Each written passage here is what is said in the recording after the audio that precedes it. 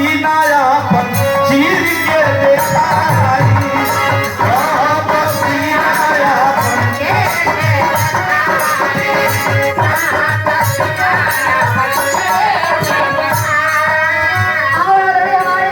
हीरा के तना हम कैसे बताई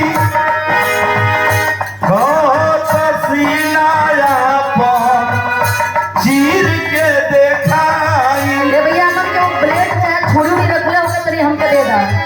आज इनका सिरा हम चीर के देखल चाहता नहीं। छुरी ब्लेड मत आइए लगा दा। अरे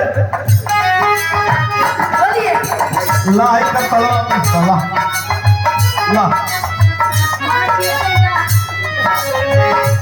अरे प्यार के जहां फरले से करे जा सदा अच्छा दिल कहला चाहिला के तना हम कैसे बताई बहुत सीनाया पर चीर के देखाई। सुन तारू हाँ बोला कमी